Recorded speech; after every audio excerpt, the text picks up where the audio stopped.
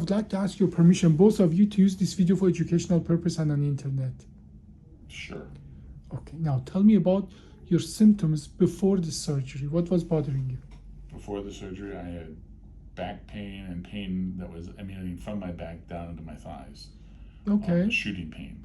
Both sides? Both sides, both legs. How long did you have it? I had it increasing in pain for over 2 years. 2 years. 1 to 10, how bad was the pain, the intensity?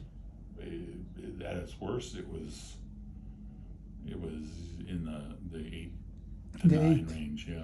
How far could you walk? I couldn't walk much at all. Even with assistance of poles, I couldn't walk. I couldn't stand I couldn't stand for a minute. Oh, wow. Now, you made a huge trip to Crookston to do the surgery, right? I did it that. Yeah. That's how desperate I was, given the COVID environment. Yes.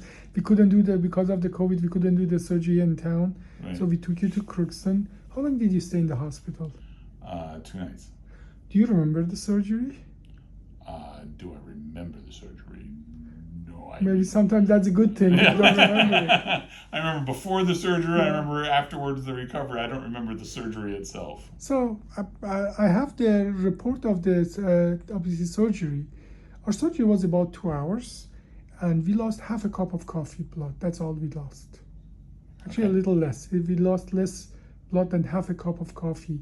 For a 4-level scoliosis surgery, here it is. You got a 4-level fusion. That by any means is a big surgery. And that is one more, and that's the maximum surgery you can get in your lumbar spine. The bone is growing, your scoliosis is corrected. But how is the leg pain? How is the back pain? The back pain's gone. The pain in my legs is gone. When did the leg pain go away? When did you notice the leg pain is not there anymore? Oh, soon after the surgery, I noticed. You woke up and the leg pain was gone? Yeah. Okay.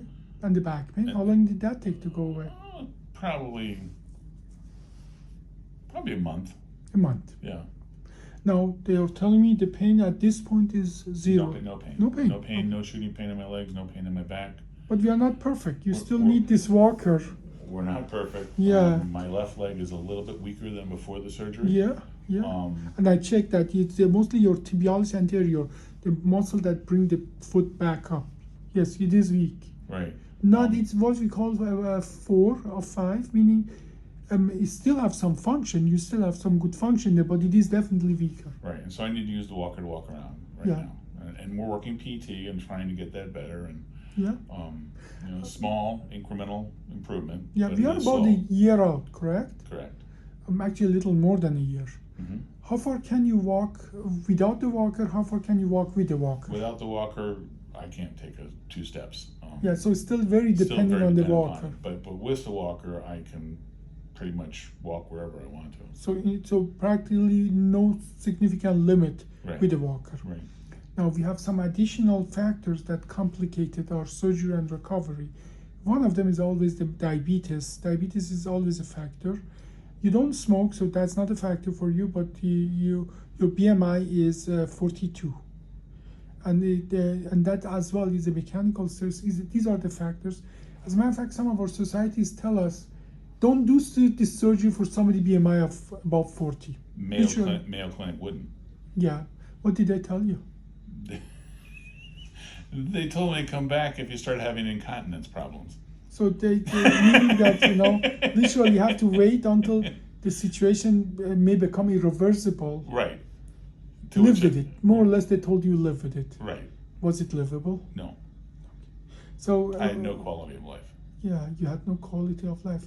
Why do you think Mayo told you that they cannot do the surgery until the situation is really that grave? How did they explain that to you? They didn't give me a good explanation. I think it had to do with perhaps the length of the surgery required. I don't know. With a BMI like that, I don't know. Well, I think actually they did the right thing for you, because the way this surgery is done in a traditional way, in Mayo Clinic or anywhere else, is about, for a 1-level fusion, is about somewhere between 3 and 4 hours, and that is their average. Now, doing it for 4-level, that would be a 12-hour surgery or 8-10 hour surgery in your BMI, even maybe higher, and that the amount of the damage we do in open surgery to fix the problem, it's sort of the surgery caused more damage than good. Okay. So in a way, they weighed risk and versus benefit. They were a good surgeon, and they just measured that risk versus benefit, and they told you in their hand the surgery is more dangerous than your disease, even though unfortunately your situation wasn't livable. So in a way, they did you a favor. So we found you, and the rest is history. What do you understand why I could do the surgery that Mayo couldn't? What do you remember we talked about? Oh, clearly you don't rip through the muscles in the back as Mayo would have, and you go in and target it, and I think there were eight or 10 holes in my. There are lots of small holes. Lots of little holes, but little holes. No major cutting through the muscles, and so I think it did help with the recovery time. And as well that you lost only half a cup of coffee, because if you show that in this kind of instrumentation inside, and you tell any surgeon the surgery was 2 hours and we lost half a cup of coffee, even spine surgeons have difficulty to wrap their head around it, except those who come and get trained here. Now, overall, so far, again, this is about that. This is not perfect because you still need the walker to walk. And I'd like people to get beyond that, but and we'll see. we still move this. We are a little more than a year. This is not the end of story, okay? But overall, happy so far.